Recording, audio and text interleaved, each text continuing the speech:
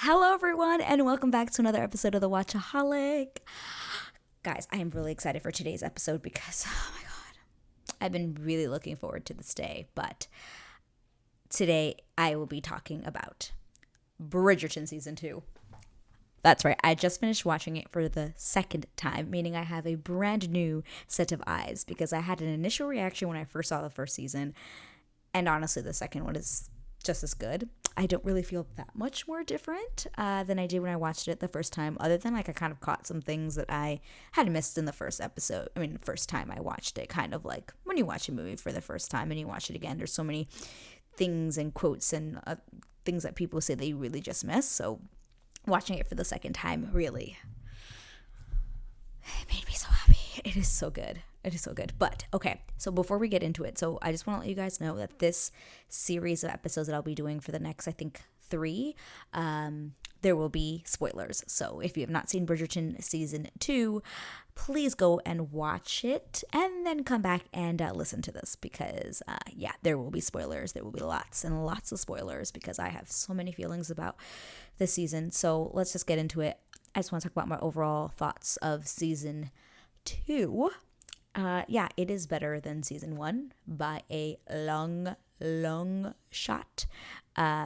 It's just, okay, if I compare it, the first and the second season, when the first episode, like first season ended, I was like, oh wow, that was really good. Wow, that had a lot of sex. Oh my God. That was great though. Love it. Can't wait for the next season. But I didn't feel compelled to go and rewatch it. I wasn't compelled to go and talk about my feelings on a social platform. Like, I don't know. This was like during the pandemic. It was a while ago. I don't know. Things have changed. But after I watched Season 2, I kid you not, I could have easily just pressed play and rewatched it all over again because it was so good. If you have not seen it and you are a Bridgerton fan, I would highly, I wouldn't understand why you haven't seen it yet at this point. You should be already like on your third rewatch. Honestly, I don't know how I haven't watched it 4 times at this point. I mean, I have seen scenes because I'm obsessed. I go on TikTok quite often, and I just keep getting Bridgerton stuff just being yelled at me all the time. But I have, like I said, I rewatched it twice, and it just, the Duke who? Simon who? Like who? What was Season 1? Watching the season 1 has literally escaped my mind, and I can only think about how awesome this season was. And I do want to talk about the differences in regards to that because season 1 was really much more about, it was very sexual. It's like, oh, I feel like that show really covered it was more sexual, especially because it was more about Daphne's story and kind of like her sexual awakening, if we want to call it. You know, she's just discovering herself and discovering what it's like to have sex with this guy who she's like in love with. And you know, and then also like their love story kind of started pretty early. It was kind of like, okay, they're getting married, and then the season really started where it was kind of finding out like why he didn't want to have kids, and Daphne realizing like, wait a minute, you've been holding back because you don't want to have kids, and she had no idea. And it was just a very different season compared to this one where it was much more psychological. It was all about the mind. It was much more emotional, and it wasn't necessarily about these two love interests having sex in all different places around their house. It really just was not about that, and I think that's why I loved it so much more. Like so much more. Another thing I want to talk about, the South Asian representation in this was done beautifully. And granted, I am not South Asian, so I don't know a lot of it, but just seeing it on screen and kind of hearing what other people have thought about it, because a lot of people have come out that are South Asian themselves saying how wonderful it was to be represented, and not just as a like, oh, just a side character. No, like this girl was a motherfucking lead, and she ends up with this white rich man and life as well, and they just killed it. And it was, and these women, oh my God, Simone Ashley, she's so fucking gorgeous. Like, she's so gorgeous. And oh my God, I could talk about Kate and Anthony all day, and we will we'll get into that, don't you worry.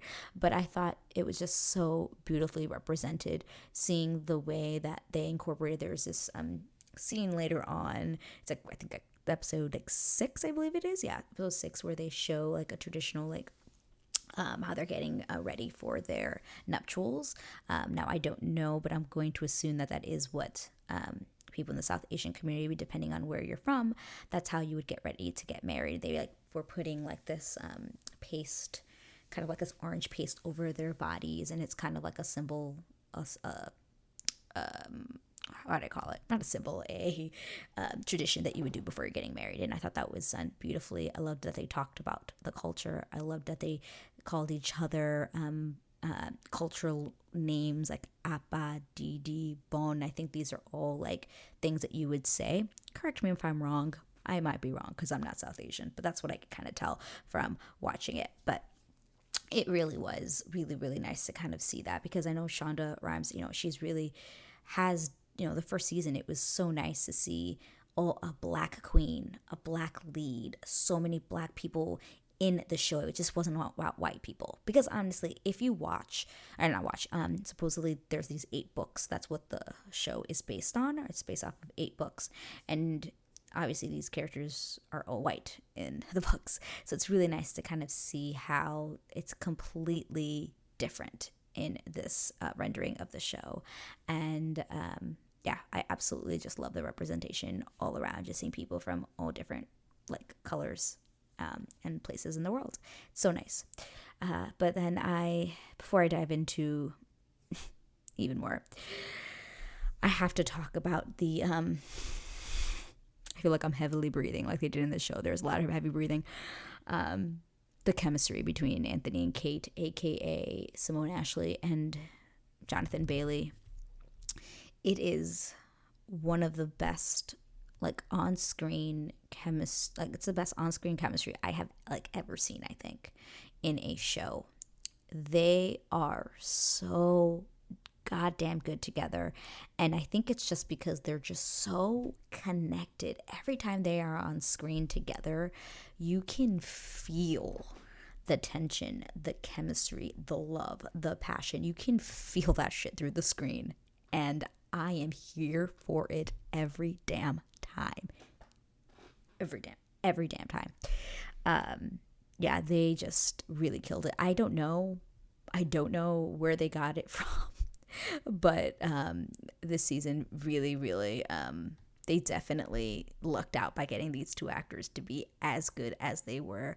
And Jonathan Bailey, I did not even know he was gay until after I had seen the season.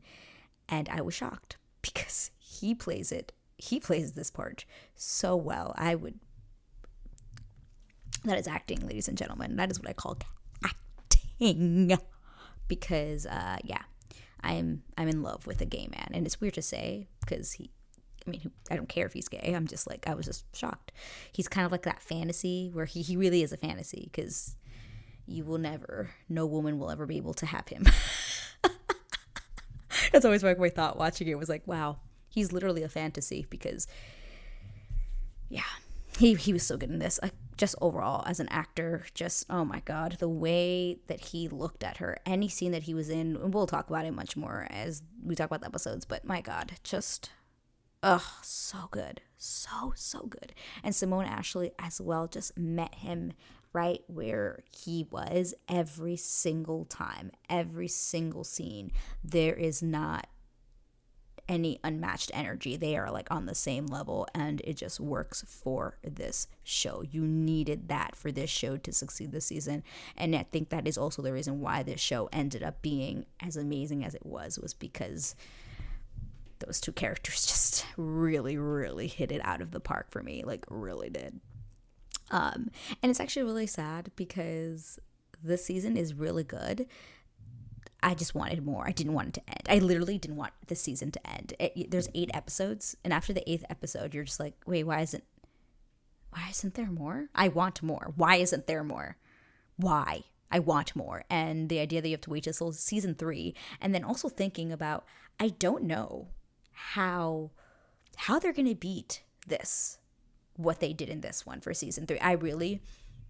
I have no idea. I'm looking forward to being surprised, because I'm not going to lie, I was not prepared for what was this season. I honestly was going into it very apprehensive, because I knew it was going to be about Anthony, and I fucking hated Anthony.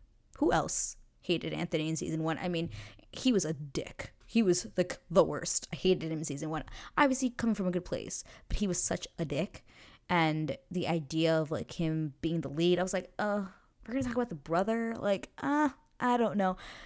I will take back my words. I will go back to those days and be like, Melody, what were you thinking? Because without him, the show would not have been the same.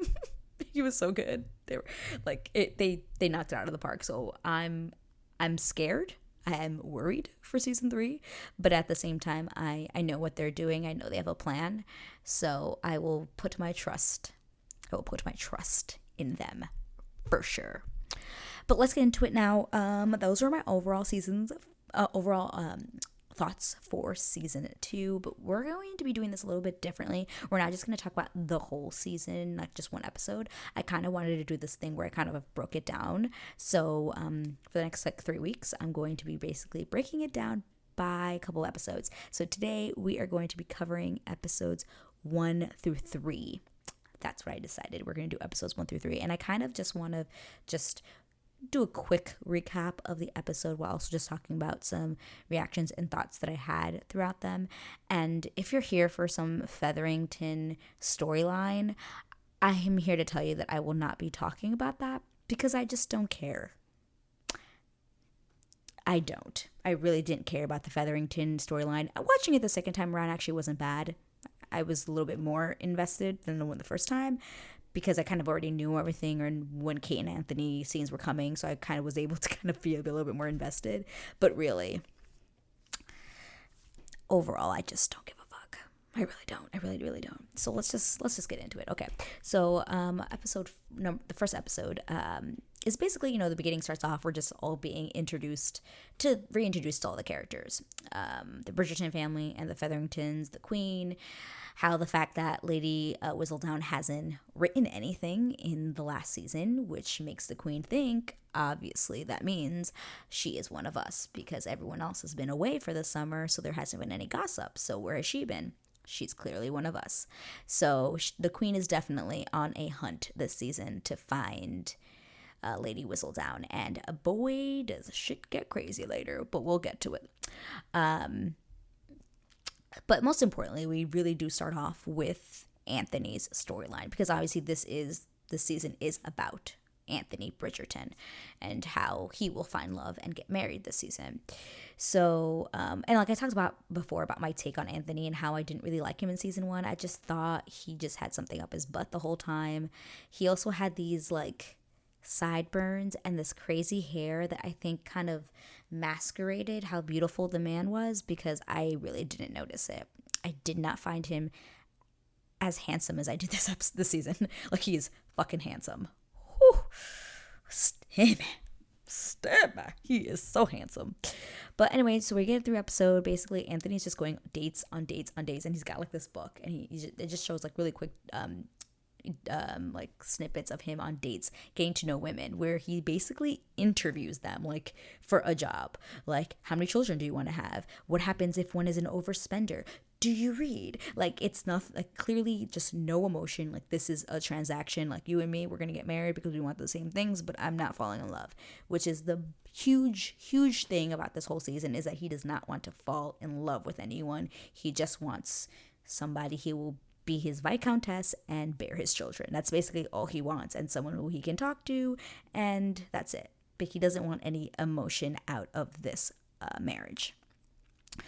But obviously we know that this story has plans for him, because let's just say one morning he's out for a nice little rendezvous on his horse, and he runs into, literally he is on running with his horse, but he sees this girl on like running early morning. She's got like this huge cape on, and he thinks she's in trouble, so he chases after her on his horse, because she's on her horse, but she's pretty quick, she's really fast, and he's just kind of intrigued, and she kind of hops over this with her horse. She does a huge jump over this like bush, and he's just like really astonished that this woman has done this, and she takes off her cape, or takes off the top part of her cape, and it is the beautiful Kate Sharma, aka Simone Ashley. And yeah, you can, and she kind of like looks at him and he kind of looks at her and he smiles. And I think that is that one moment where he's like, whoa, who's this girl? Like, definitely intrigued. Eventually, he runs into her a couple seconds later. They talk, and this is literally where the bickering begins. Not necessarily in a bad way yet. This is definitely the like little witty, that they're both witty, they're both kind of quick with each other, and he's a little bit like, but who is this lady? At the end of that, she runs away because she's like, shit, I gotta get back. Because technically, back in the day, ladies could not just like go out on their own. They always, and also like riding by themselves early in the morning. That was not allowed. Like, you had to have a maid with you everywhere you went. Freaking weird. Am I right? Freaking weird. You had to have so weird. So weird. But yeah, so she comes on over. She's like, all right, I gotta go. And he is left again, kind of just being like, who is this girl? Like, she's got my eye. Like, she's a bit interesting. Like, okay, all right. So we skip up to the next scene, and basically, or scenes as we're talking about here, we then meet Kate. We officially meet Kate Sharma, her sister Edwina Sharma, and her mom Lady Mary, and they're staying with Lady Danbury as her guests for this season, because it is Kate Sharma's and her mom's, this is the year that they intend to find a husband for her little sister Edwina, who, by the way, God, I forget her name, the actress's name, but she's really great. At first I was a little bit like, oh God, but she finds her own at some point. But she is so cute and so young. So the idea that you're like, wait, is she supposed to be with Anthony? This is weird. She looks like a 15-year-old who's getting married to like what could possibly be her dad, especially back in the day. And every time I see her, I'm like, you look like a child. You're gonna, what? She's getting married? I don't know how old she is, actually. I don't know. But we do learn that Kate is considered old, an old maid at this point. She's 26. 26 years old, you were considered old back in the day.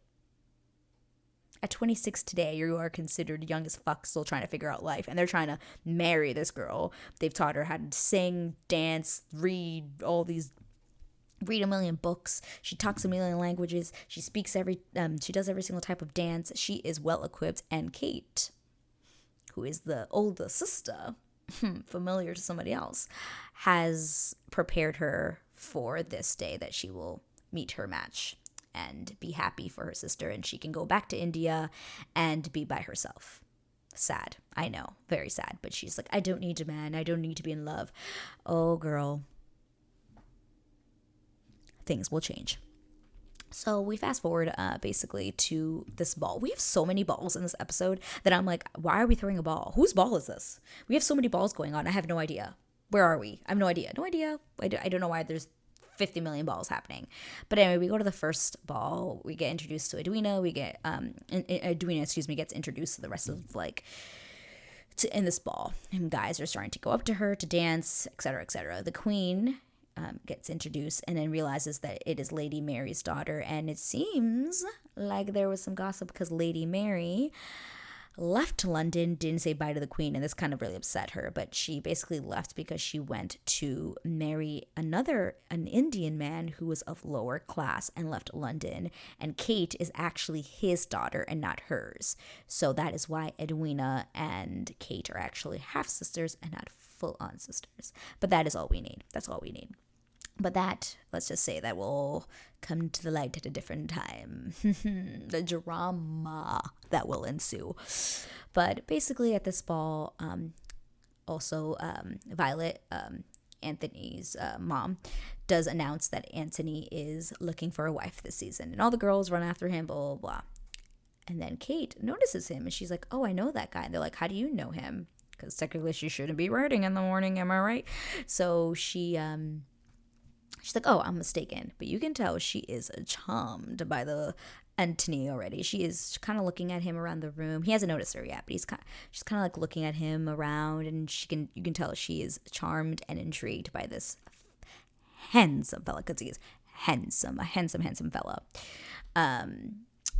But everything kind of goes downhill in the next scene because Anthony leaves. He's just over all these women that are just not up to his standards, basically. He leaves and he's talking to his, like, these other guys, and, guys are guys. And he's just like, you know what? I don't want to marry for love. I just want a woman who's going to fill her duty, who's just going to bear my children, and that's it. I don't plan on marrying for love. And she overhears all of this, and he's just being, like, super, like, oh, all the guys are just talking about women and what they're what they're made for, like, just have children and just to be there, and that's about it. And Kate obviously is not a fan of that. So she's kind of overhearing everything. The guys leave, but Anthony kind of hears something, and he realizes, he's like, oh, you. And then she was like, oh. And that's when the table kind of turns, because at this point she has decided, I do not like you. You are off my list. I do not like you. And he realizes, she calls him out. She's like, oh, so are you saying that any woman is just going to be with you just because of, like, your standards and everything? And how do you know that this woman's going to, like, is going to approve of your standards? Like, why can't it be the other way around? And again, he is left in the dust. She calls him out on his bullshit, and he literally has nothing to say, because he's just like he literally looks at her like, she just says what she needs to say, and then she's like, good day, Lord Bridgerton, and she just walks off. And he's just like, what in the actual hell? Did this woman just call me out? But he's intrigued, but he's also like, what the fuck? No, I'm the winner. I always win. I give the orders here. I win. So he's finding someone who is challenging him to a degree. But anyway, we go on to another ball. Couple, like 3 scenes later, we're at another ball where the queen is at again, and it is actually the ball where she is going to name her diamond. The whole Bridgerton family there, obviously the Sharmas are there.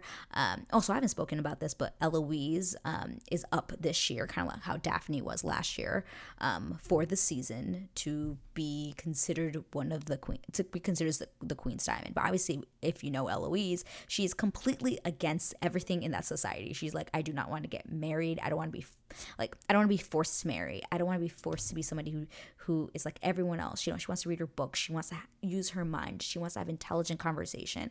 She's not about this life of, oh, I just want to marry because it's the duty. It is my job to marry this man because this is the society we live in. No, she doesn't want to do that. So every single time she has to be with the queen, she's just completely nervous and a wreck. And the actress, oh my God, what is her name? I'm so bad. I'm blanking on her name. Killed it. She's really good this season. She is so good at playing Eloise. She's one of my favorites. I love her. But anyway, aside from that, everyone's there. Eventually, Lady Danbury convinces the queen, like, hey, if you want to shake the shit up, make Edwina, make her the diamond. Make her the diamond. So she does that. She makes Edwina the diamond. It's all glorious. Yay. And obviously Anthony knows that she's a diamond. He's like, she's the one. She is the one I must get. And he goes after her. He starts to dance with her and obviously starts asking her all the like interview questions, but starts to realize like, oh, okay, this girl can dance. She's well-mannered. She's answering my questions as I want it. Like, I think she's going to be perfect for me. I mean, she's met her for 5 minutes, but he has decided in these 5 minutes that she's the one that he must marry. But he's like, oh, I want to talk to your dad. And she's like, oh, I don't have a dad. He died. He says, oh, so did mine. They connect on that. Yay. Woohoo. She's like, but you can talk to my sister. And guys, I swear this man's soul left his body when he turns over. And then Edwina's like, yeah, this is my sister. And then he realizes in that moment that Kate is her sister, and he is like, his eyes, like his body left, like his soul left his body. He was like, fuck, it's her. No, like this girl hates me. And he's also kind of a little bit attracted to her, I think, at this point. So he's really like, fuck, no. And Kate is like, nope, we're leaving. And then she says to her, you are not to talk to this man ever again. You are not to talk to this man. It's actually so funny. You are not allowed to talk to him. And she's like, what? And then she walks out, and that's the end of pretty much episode 1. But Anthony at the end has said, yes, she is who I shall marry. He has set his eyes on that one. Little does he know is that in that moment he's talking about Edwina. Oh, but things will change because he is really going to be talking about Kate. Kate is the one that you really should be marrying, buddy. Just so you know. But he hasn't realized it at this point. So, yeah, that was episode 1. And I think it was a great introduction to what was to come, because episode 2, as we're going to get into, really starts to rev it up. We're getting there. We're like, all right, we're revving it up. Rev it up. I love it.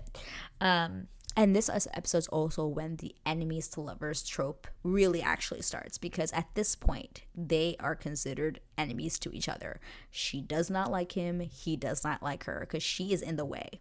She's like, no, like, this girl, I'm trying to get to her sister and she's fucking everything up. I do not want her. I need her to just go away. And then she's just like, no, you cannot be with this man. He tells, in the beginning of the episode, she tells Edwina, he doesn't want to marry for love. I heard him from his own mouth. He said he does not want to marry for love. He just wants somebody to fulfill a duty in his household. And Edwina wants a love match. And you know that. I think that is true. She does want someone who loves her and she loves him, which will create, of course, a whole bunch of shit later on. But at this point, she's kind of like, okay, sister, I won't do that. And then all this stuff happens. Suitors come to the house. Anthony tries to get in. Kate's like, yeah, right. Maybe next summer. Of course, leaves him in the dust again. Leaves him without the last word. And he is pissed because he's like, are you fucking kidding me? Are you fucking kidding me? It's so funny. But that's Kate, baby. She is going to challenge him, which is what he needs. So, yeah, we go on to the famous horse race scene. And this horse race scene, it is so well done because it is in this moment that you realize that these two are really, like, they are meant to be, and they are so much more alike than they know. So Anthony tries to basically sabotage this date or that Edwina is on with this other guy. But in that moment, because they're all together, it's basically Kate, this guy named Dorsey, who was interested in talking. We find out not really. Well, he was, but he was an Anthony plant. So there's Dorsey, Kate, Anthony, and Edwina. And Kate and Anthony start bickering over the horse race, and they just are just like bickering at each other, and the outsiders are kind of like trying to be like, hey guys, and they're just so focused on each other that they don't even listen to everyone else who's trying to be like, hey, let's calm down. They're like, no, my horse is gonna win. No, my horse is, well, did you consider that this, and did you consider about this? And then, like, they were just it's so fucking great. It is so good. So, you know, in that moment, obviously Kate ends up winning, and Anthony's like just pissed because he's like, how the fuck was she right? He's frustrated, hates it to no extreme that this girl is just killing it.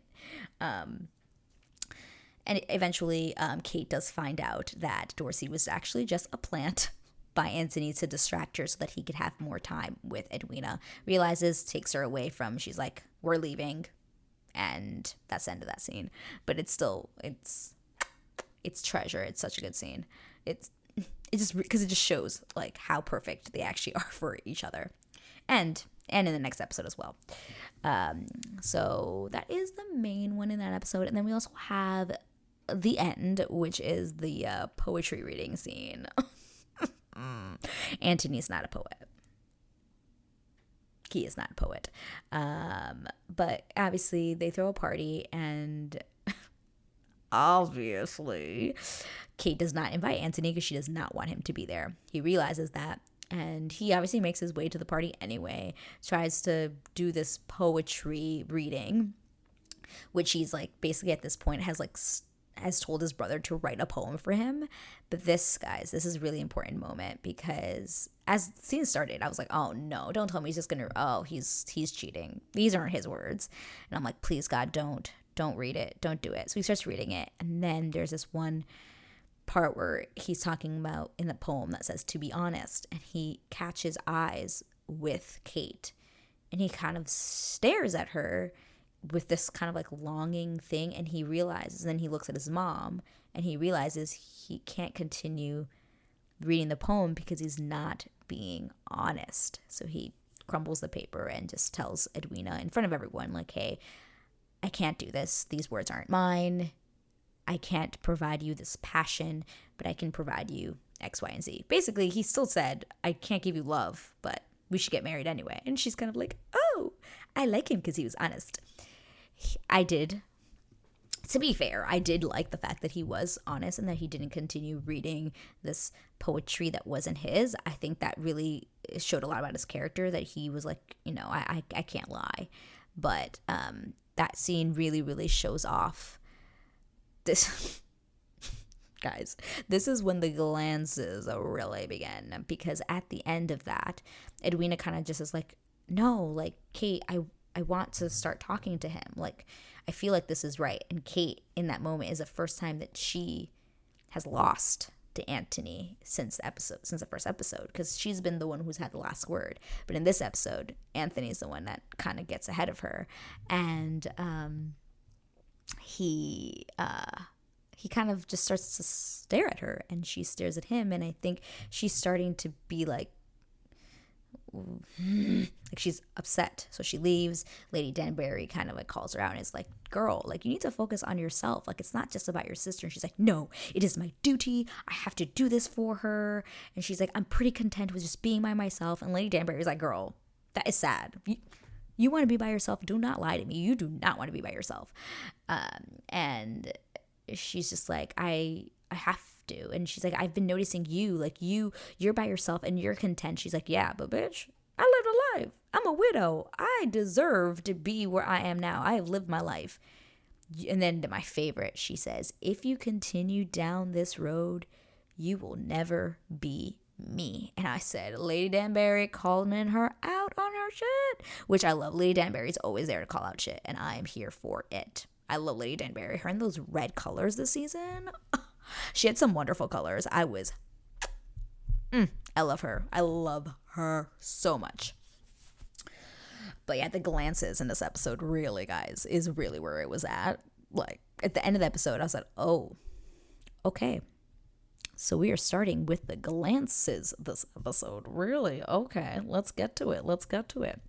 But like I said before, this episode really highlighted, for me at least, how similar Anthony and Kate are, their duties to their families, everything that they've given up for them and wanting the best for their siblings. Because obviously you can see that that's what Kate wants, is the best husband, the best person for her sister, which is kind of how Anthony was with Daphne. He wanted that for her. Obviously, he was a huge dick in the first season, and Kate's not a bitch. Like, she's really, really, like, sweet and wants the best. But you can clearly see how aligned they are in that regard. And obviously that nobody wants to lose. They're like, no, I'm the winner. No, I'm the winner. So, it's going to be getting crazy, which it does in episode 3, which I think it's called I forgot the title of the name. It's like the B something. But guys, I call this episode the tearjerker, because this episode is really when the series starts to move forward and quickly. We learn about why Anthony is the way that he is. We learn how his dad died. It's also a really pivotal moment for Kate and Anthony, because it's the moment I think they realize that there is something here except hate. There's something in between them that is not just hate. It is the start of something steamy and a lot of heavy breathing to come. This is the episode when it begins. This is the episode. So the main takeaways from this episode for me and for anyone really watching, I think, are that we learn how Anthony's dad died, which is he was stung by a bee. He was allergic, and he died right in front of Anthony. And obviously that was traumatic. Obviously, you were just like hunting with your dad, and then next thing you know, he gets stung by a little bee. He gets stung by a bee. He's allergic. He can't breathe. His mom, who was pregnant at the time with their last child, comes out. She's sobbing. Dad dies. Literally. First 5 episodes of the episode. And you're like, oh shit. This is going to be a great episode. We're getting deep on we're learning to know who Anthony is and how he became like this hard ass person who's got something up his butt. Makes sense. Totally get it. But throughout the whole episode, we do really see these flashback scenes where you find out that Anthony was really thrown into being a Viscount literally the day his dad died. It was kind of like his dad died, and then they're like, all right, sir, so what do we do about the funeral? All right, what do we do about your mom? All right, what do we do about the keys for the room? And he's like, wait, what? Like, he's literally like, so much is being thrown at him, and his mom's crying, the kids are like on the floor, and he, like, his dad just died. He hasn't had time to really process, like, my dad just died. And everyone, the guy in the room is literally like, you're the Viscount now, like, this is your role.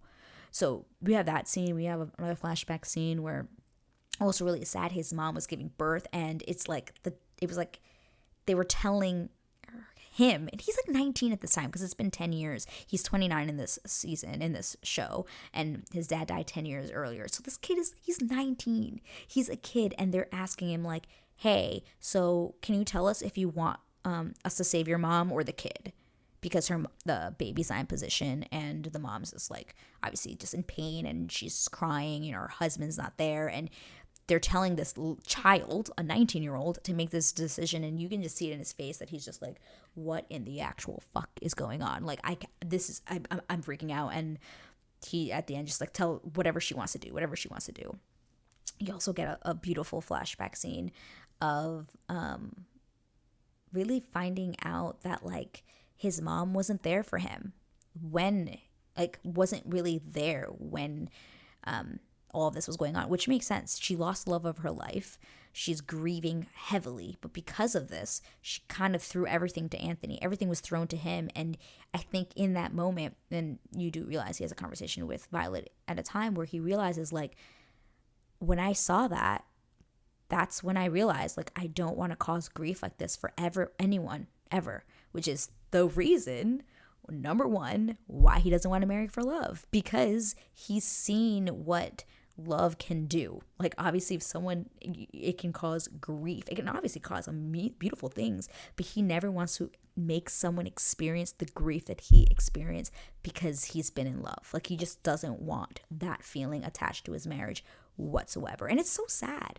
And his mom is really trying to be like, hey, like, love is supposed to be your greatest strength, and you're making it like this weakness, like it's a bad thing, and it's not.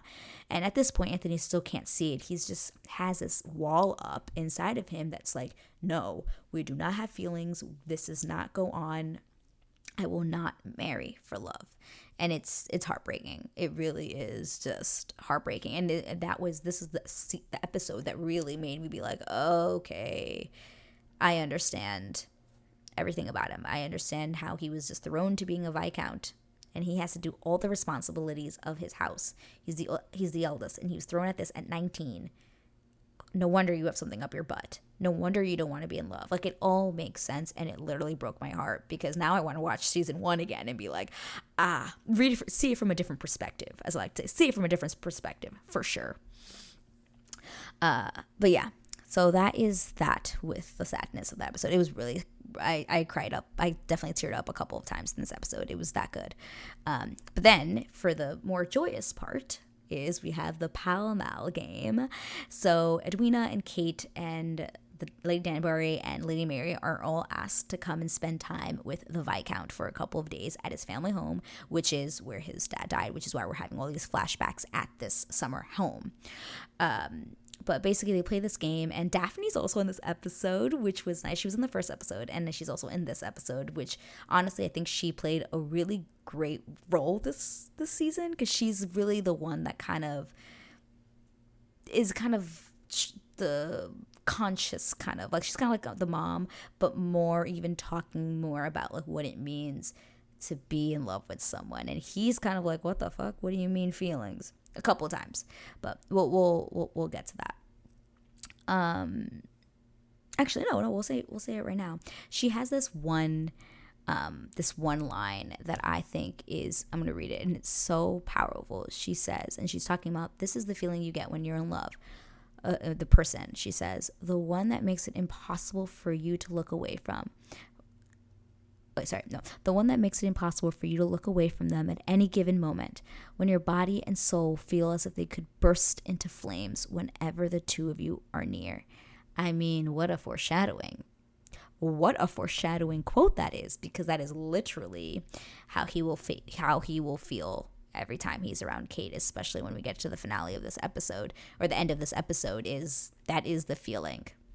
Like, and it's like that from the end of this episode and on. Like, it is on, literally, and that is literally how he feels. So the foreshadowing of that is wonderful, because he says that, and you can see it in his mind, and he's kind of like taking it in, but he says, like, yeah, that's how I feel about Edwina, but really, if he's being true to himself, he feels that about Kate, because at this point a whole bunch of stuff has happened, and he feels that for Kate. He definitely does. But the Palomal Game, I just want to talk about the fun stuff. So the Palomal Game is so good, because this is the game that they play at the house, and you start to realize even more why Kate and Anthony are much more compatible than Edwina and Anthony are, because Edwina's kind of like, isn't this a game? And she's like so shy, and she's not really good at it. She's not competitive. And then you have Kate in there that's like, yes, I can't wait to play this game. Like, this is going to be great. She like messes with Anthony like the whole time and just fucking frustrates him, and it's great. They have this amazing scene where she hits his ball into the woods, and then someone hits her, so they both have to go into the woods together, obviously. And you can see how she's so different from any other women. She doesn't care about getting her boots dirty. She doesn't care about any of that, but she gets stuck in the mud. Anthony's trying to help her. Obviously, they fall. But when they fall, they have this moment where they're like, oh, God, like, that wasn't pleasant. And then they kind of start laughing. And they have this beautiful moment where they both are able to kind of like let go and just laugh together about how funny this is. Like, they both just fell. They're both dirty. And I think they both kind of understand each other in that moment. And Anthony's kind of just like, hey, like, why don't you just give me a chance to prove to you that I can be a good husband to your sister? And she's just kind of like, okay. Like, they both hit like this moment where they're like, okay, let's do that. She hits the ball again, and it goes into this area, obviously, that you realize, like, oh, that's like probably like a sentimental thing, because he gets super like hard. Like, he's just kind of like standing there and like sad, but also kind of like mad at the same time. And he's like, the game is over, and he like walks away, and I'm like, oh, that bench means something, doesn't it? Did him and his dad like go to that bench or something? Kate does go over there, and you find out that that's actually just it's actually like where the tomb is. It's like in memoriam of like their dad, and there's like a bench. I guess it's like where they sit to like pay their respects. So Kate sees that, and she's like, oh, I get it. Why he didn't want to come here. But yeah, so that happens, and it's a great episode. It's a great, like, that whole scene in general is great, because again, you start to see how like they are, and how Anthony is when he is around her, where it's like he's really upset, but then moments later he's just like himself, and he's laughing, and you never see Anthony laughing. So the fact that you do see that is like, yes, he's letting go. He's laughing. Yes. He's laughing. That's so great. So he laughs, and it's just really nice to see, because you never see Anthony smile or laugh. So when you do see it, it's like you see that warm side that he has literally put a wall up that he doesn't want anyone to see. So it really is just, it's beautiful.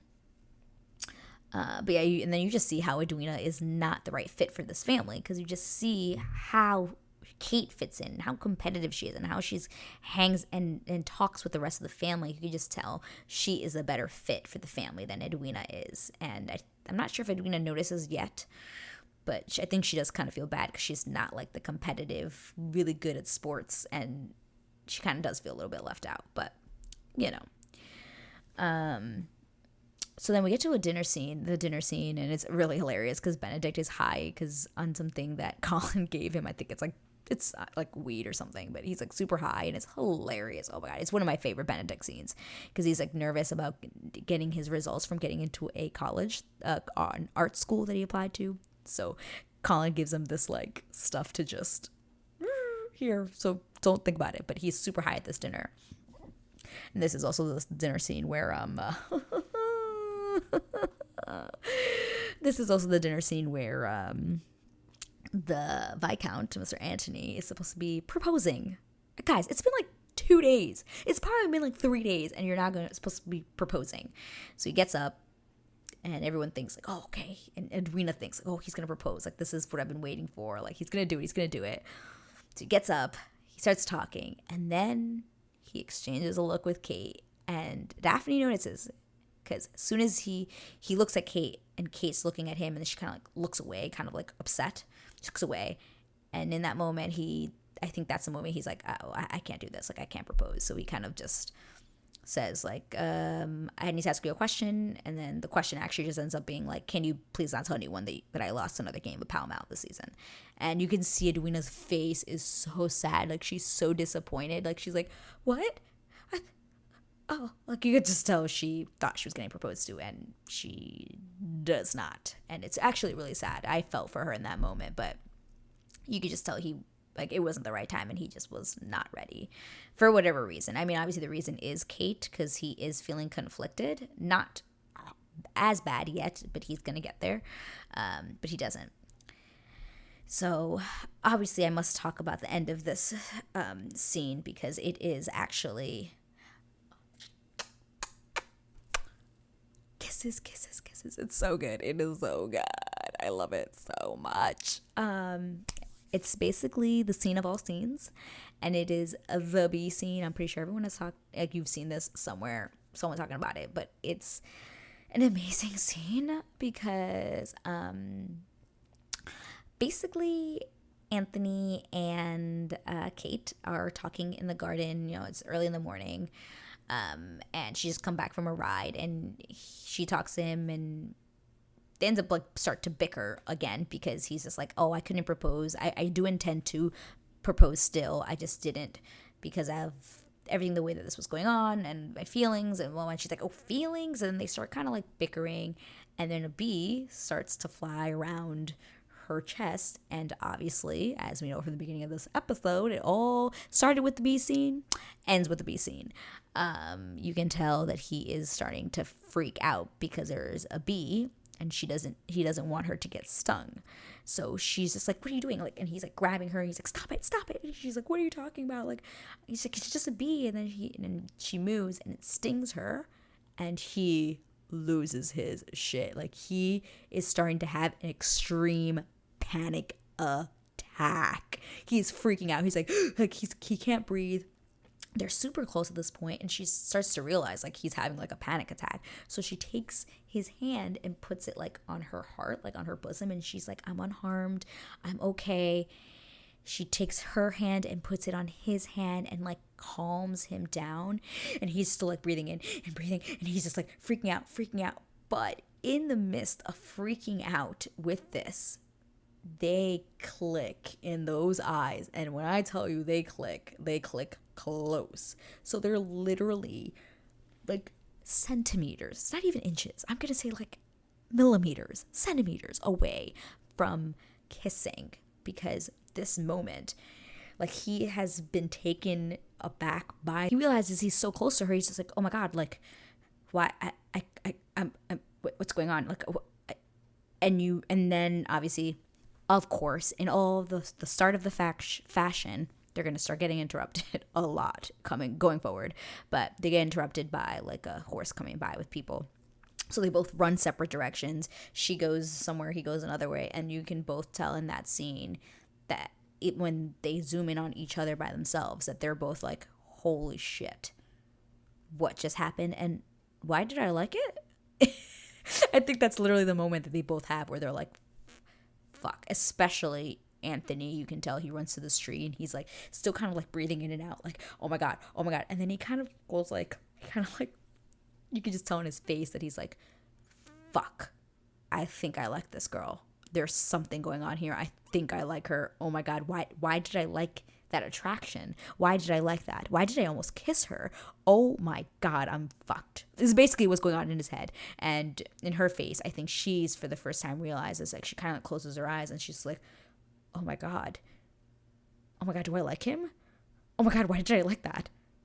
And she runs off, and episode ends. But yeah, that scene is definitely one of the best episodes of the season. Oh my God, this is the catalyst of all the heavy breathing that is coming for us for the next, for the next 5 episodes. So yeah, lots of heavy breathing coming up for a while. And you know what? I wasn't upset about it. I know a lot of people were mad that there wasn't enough sex. I was perfectly happy with all the heavy breathing and the lines that are coming up that I cannot wait to talk about. I literally cannot wait. But one more thing that I wanted to mention actually about that B scene is my favorite thing is that you can see that there's like 2 to 3 different things happening at the same time and the level that it takes, because you can tell that he clearly has PTSD from that moment, and because of that PTSD he is starting to get a panic attack. But after having that panic attack, or in between of having that panic attack, he's also starting to feel something very deep for Kate, which is in that moment he realizes like, oh my God, I don't know what I would do if I would lose her right now. I think that's the main thing that goes through his head, is that he's freaking out because he doesn't want to lose her. If she dies, he will die internally forever. In that moment, he's just like, no, are you okay? Like, you can't die. You can't leave me. I can't have you die. And it's because he loves her. He just doesn't know it yet, but he loves her. It was love at first sight from that first ride on the horseback ride, when he saw her run over that freaking bush and he smiled to himself. He was in love. It was love at first sight, y'all. It was real, and we saw it in that moment. And yeah, it'll take a while, but they will realize it. And I cannot wait to be here to talk about it with you, because I'm actually really enjoying this. This is so fun. I'm just really enjoying just talking about the episode with you, and hoping that you are reacting with me, because this is so fun. And yeah. Okay, guys, so we're going to stop there. I will be back. Don't you worry. I will be back next week with some more recaps and reactions for episode 4 through 6. I've decided we're going to do 4 through 6, and then the last 2 we'll do 7 and 8, because 7 and 8 deserve, who knows, I might even just do one more 7 and one just of 8, because those 2 episodes, when I just rewatched it, I just realized how fucking good they were. Like, holy shit, those 2 episodes, 7 and 8, are so good. I could rewatch them more than once because they're that good. So I might do a separate one, but definitely next episode I will be covering episodes 4 through 6, because oh my, do things get steamy, and I can't wait to talk about it with you guys. I'm like so excited. I could talk about it like right now, but this video would never end, so we need to keep it, video/podcast, if you are listening to this, by the way. But anyway, guys, thank you so much for listening. Thanks so much for being here. I will see you guys in the next video, and I can't wait. All right, bye. Love you guys.